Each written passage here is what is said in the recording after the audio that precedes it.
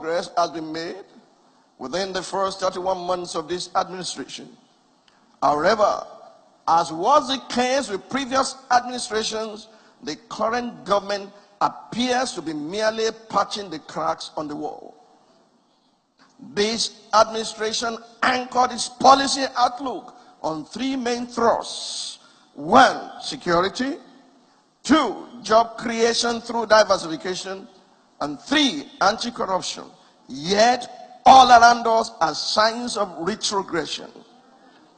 As of June 2015, the unemployment rate was 8.2% of our labor force of 74 million people, meaning that about 6 million Nigerians were unemployed in June 2015.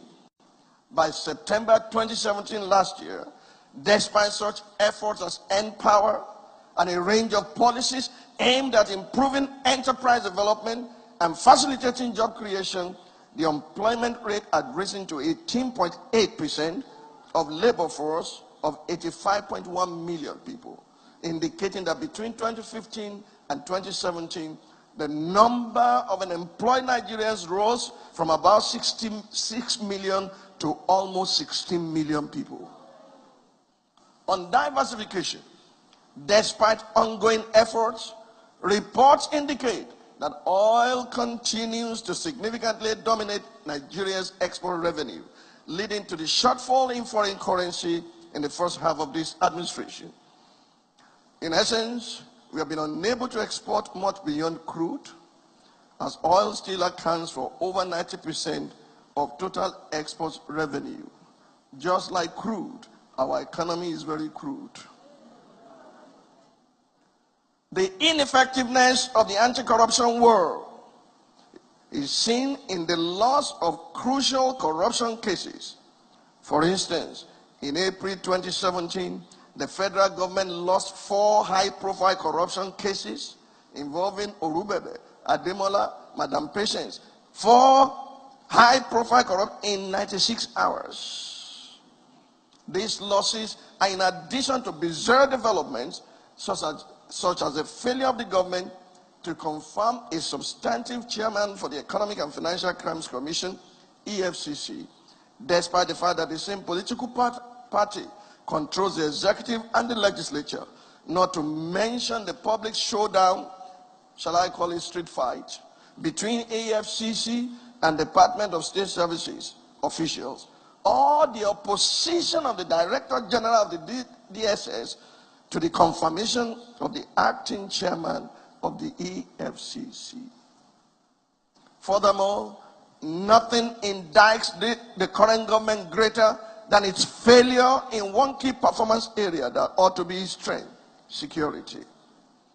Despite recent setbacks, we acknowledge the gains in the war against Boko Haram, but highly disturbing is the mayhem being continually unleashed by herdsmen on communities in different states across the country, including Benue, Taraba, Plateau, Adamawa, Kaduna, Enugu, Edo, and Ogun states, leaving trails of weeping and wailing. Is Nigeria in another civil war?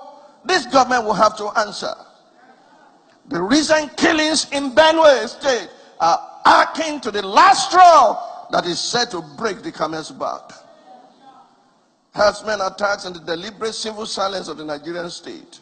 Not only has the government failed to stop these killings across the country, it has done so against the backdrop of conspiratorial silence, choosing rather to label such attacks as an issue of communal misunderstanding, as the Inspector General of Police recently did in respect of the Benue attacks. It has treated the menace with kids' gloves, even after the Global Tourism Index 2015 described militant herdsmen as the 4th most deadly group of 2014. Worse still, some of these killings have reportedly been carried out in collusion with the military. Recently, the secretary to the Adamawa state government, Umar Bindir, justified the bearing of arms by the herdsmen, but failed to tell Nigerians where the herdsmen get their guns from and with which government agency these guns are registered. Who authorized them to bear arms? who gave them immunity against Section 3 of the Robbery and Firearms Special Provisions Act 1990, which prescribes punishment for illegal possession of arms? Who monitors the use of these guns? Why have the relevant government agencies failed to act? In particular, why has the name Department of State Service, DSS, become synonymous with the phrase deliberate sinful silence? Or is it now the Department of Sinful Silence?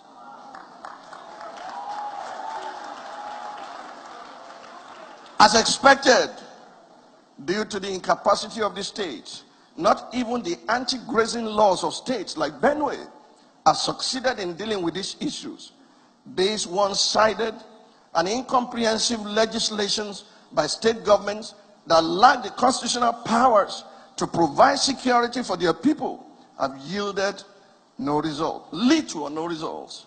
Therefore, the federal government has become complicit for the following 4 reasons. Reason number 1, by not advancing and vigorously executing policies aimed at preempting or preventing these killings, even with sufficient warnings. I'm reminded of the open letter to President Muhammadu Buhari by a former Nigerian High Commissioner to Canada. And the Second Republic Senator, Professor Iromuwase Haga, permit me to quote excerpts from that letter. He wrote, "Your Excellency, Mr. President, I am pained that you ignore my advice in my private memorandum to you dated July 2016, 30th July. I had warned you of the possibility of a horrendous genocide in Benue, Plateau, Taraba, Southern Kaduna, and Southern Adamawa states. I asked you to be proactive and stop the genocide that has been ongoing, but which will burst out in the open and shock the world within 18 months. Your office replied my letter thanking me immensely and giving me the assurances that the advice will be heeded. I regret to now inform you that it is 17 months since my warning and prediction, and your government did nothing to preempt or prevent the genocide." Number 2, the federal government has become complicit by failing to make it an issue of importance in national discourse.